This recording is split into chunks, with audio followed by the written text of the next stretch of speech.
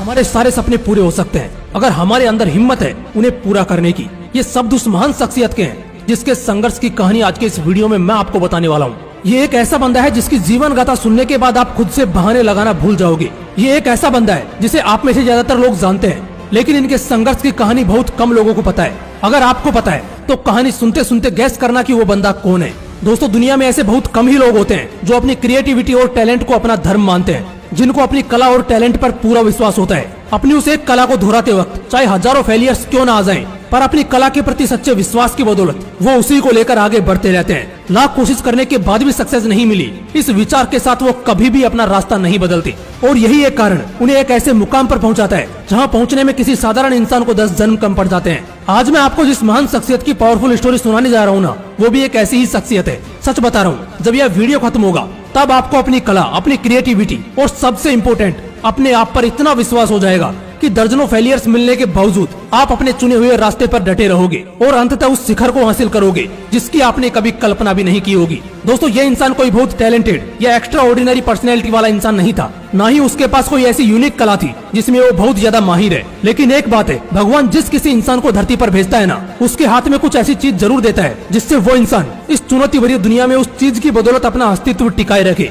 वो चीज और कुछ नहीं, आप में छिपा आपका टैलेंट, आपकी कला होती है। जो इंसान जितनी जल्दी अपने टैलेंट को पहचानेगा वो उतना ही आगे बढ़ेगा, और अगर पहचान नहीं पाया तो जिंदगी भर ठोकर खाता रहेगा और खुद को कोसता रहेगा। 5 दिसंबर 1901 को अमेरिका में जन्म होता है हमारी आज की कहानी के हीरो का, जिसने खुद में छिपे टैलेंट को बड़ी जल्दी पहचान लिया था। लेकिन इसके पीछे भी एक वजह थी, संघर्ष, जिसकी बदौलत उसने आगे जाकर दुनिया में अपना नाम सुनहरे अक्षरों में दर्ज करवाया। उसने असल मायनों में संघर्ष क्या होता है इसे करीब से जाना, इसे महसूस किया, वो भी इतनी कम उम्र में, जिस उम्र में हमने संघर्ष नाम का यह शब्द सुना तक नहीं होगा। उसके घर के हालात इतने नाजुक थे कि घर की बागडोर संभाले रखने के लिए उसे स्कूल जाकर भी अपने पिता के कामों में हाथ बढ़ाना पड़ता था। लेकिन उसने अपने इस हालात को कभी दोष नहीं दिया और खुशी खुशी काम करता रहा। लेकिन जब भी उसे टाइम मिलता वो ड्राइंग करने लगता। उसे ड्राइंग करने का बड़ा शौक था, शौक भी इतना बड़ा कि एक बार तो कोयले से पूरे घर की दीवार ही काली कर डाली। इसके लिए उसे अपने पिता से डांट भी खानी पड़ी थी। लेकिन कहते हैं ना, शौक के आगे कोई भी चीज बड़ी नहीं होती। हमारा हीरो डांट को एक कान से सुनता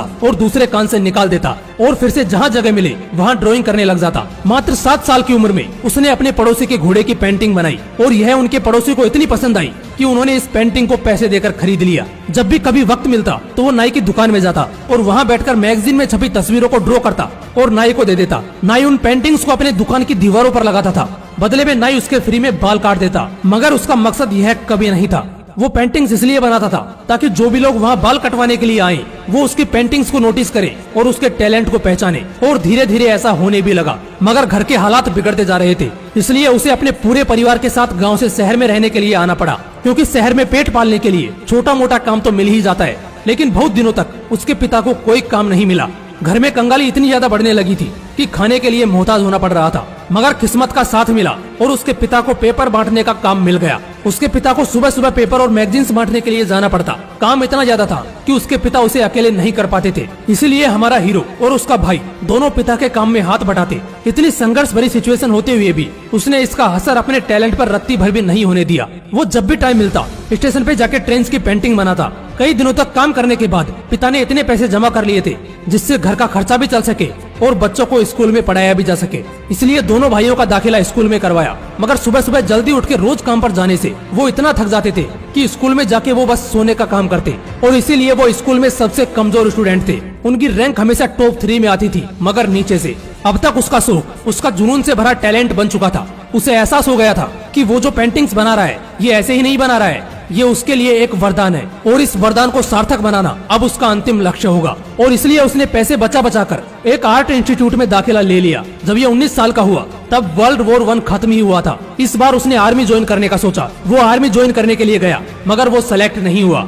लेकिन उसने हार नहीं मानी और एम्बुलेंस चलाने की जॉब के लिए अप्लाई किया। उसको फ्रांस में जाकर जॉब करनी थी और इसलिए वो फ्रांस चला गया। लेकिन उसने ड्राइंग करना अभी भी नहीं छोड़ा। उसने अपनी उस एम्बुलेंस को ही पेंटिंग से भर दिया। उसकी इस कला की कई लोगों ने तारीफ की। अगले ही साल उसने ये जॉब छोड़ दी और फिर से अपने देश लौट आया और वापस आके एक पेंटिंग स्टूडियो को ज्वाइन किया। यहाँ उसे अलग अलग तरह की ड्राइंग्स बनाने का काम करना पड़ता था। लेकिन यहाँ उसके साथ कुछ ऐसा हादसा हुआ जिसे उसने अपनी जिंदगी में कभी नहीं सोचा। कंपनी ने उसे यह कहते हुए बाहर का रास्ता दिखा दिया कि उसे पेंटिंग बनानी ही नहीं आती, उसमें इमेजिनेशन और नए आइडियाज की कमी है। अब आप ही सोचो, बचपन से ही जिस जुनून के साथ उसने अपनी कला को संघर्ष के समय भी संजोए रखा था, उसी का कोई तिरस्कार कर रहा था, उस वक्त उस पर क्या बीती होगी। ऐसे हालात में मोस्ट ऑफ द पीपल खुद को हारा हुआ महसूस करते हैं, उनका अपनी कला और अपने आप पर से विश्वास उठ जाता है। लेकिन हमारा हीरो एक जांबाज था। अब तक जितनी कहानी मैंने बताई है उसमें आपको यह तो पता चल ही गया होगा कि हमारे हीरो ने किस तरह की परिस्थितियां देखी हैं और उन परिस्थितियों का किस तरह से सामना किया है। उसने इस अपमान को अपने ऊपर हावी नहीं होने दिया, उल्टा उसने अपमान का बदला लेने का सोचा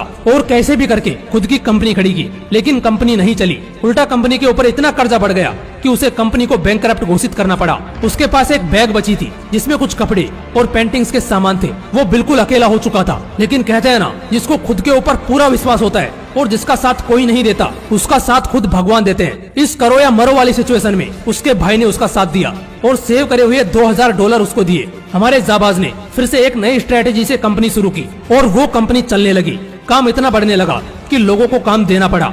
सोचकर देखो, कुछ समय पहले जिसे खुद नौकरी की जरूरत थी, वो आज खुद लोगों को नौकरी दे रहा था। उसके लिए यह कितने प्राउड की बात रही होगी। सब कुछ अच्छे से चल रहा था। एक दिन वो ट्रेन से सफर कर रहा था और कागज पर ऐसे ही कुछ रैंडम चीजों को ड्रॉ कर रहा था। इसी दौरान उसने एक बड़े कान वाले चूहे की तस्वीर बनाई। वो जब घर आया तो उसने अपनी वाइफ के कहने पर इस चूहे का नाम मिक्की रखा। उसने इस चूहे की एक एनिमेशन फिल्म भी बनाई और उसे आवाज भी दी। उस वक्त किसी एनिमेशन को आवाज देना किसी अजूबे से कम नहीं था। जब मिकी माउस का पहला शो दिखाया गया तो ये ऐसा तूफान लेकर आया जिसकी किसी ने कल्पना तक नहीं की होगी। दोस्तों, ये कार्टून इतना ज्यादा पॉपुलर हुआ कि आज भी अमेरिकन हिस्ट्री की सबसे बेहतरीन कल्ट क्लासिक मूवीज में गिना जाता है। जब भी हम उनकी इस सफलता को देखते हैं, लगता है कि सफलता मिलने के बाद उन्होंने काफी जबरदस्त लाइफ बिताई होगी। लेकिन नहीं, उन्होंने मरते दम तक अपने काम को एक नई शुरुआत की तरह ही देखा। इस दौरान कई लोगों ने उनको धोखा दिया, लेकिन जिसने जिंदगी भर ठोकर खाई हो, उसको इन छोटे मोटे झटकों से क्या ही फर्क पड़ने वाला था। वो इन सब चुनौतियों को पार कर सफलता की सीढ़ियां चढ़ता रहा और साल 1966 में दुनिया को अलविदा कह दिया। दोस्तों, ये कहानी थी द वॉल्ट डिज्नी के फाउंडर वॉल्ट डिज्नी की। किसी वक्त अपने पिता के साथ अखबार बेचने वाले उस लड़के ने ऐसा कीर्तिमान स्थापित किया कि 22 ऑस्कर अवार्ड्स के साथ सैकड़ों और अवार्ड्स जीतकर इस दुनिया को अलविदा कह गया। आज उनके द्वारा स्थापित की गई इस कंपनी की गिनती दुनिया की सबसे बड़ी फिल्म निर्माता कंपनियों में की जाती है। आज उनके कंपनी की नेटवर्थ $176 बिलियन है। दोस्तों, दुनिया में कोई भी इंसान हो, फर्क नहीं पड़ता वो गरीब है या अमीर है, हर किसी को अपने स्तर पर संघर्ष करना पड़ता है। संघर्षों को पार कर अगर कुछ बड़ा करना है तो अपनी कला और अपने आप पर विश्वास रखो। देखना, सफलता अपने आप आपकी दहलीज पर आ खड़ी होगी। दोस्तों, आज की कहानी ने अगर आपको थोड़ा भी इंस्पायर किया हो तो इसे अपने दोस्तों के साथ जरूर शेयर कीजिएगा, ताकि वो भी जिंदगी को सही ढंग से जीना सीख सके और आगे बढ़ सके। फिर मिलते हैं नेक्स्ट वीडियो में एक नए मोटिवेशन के साथ। जय हिंद, वंदे मातरम।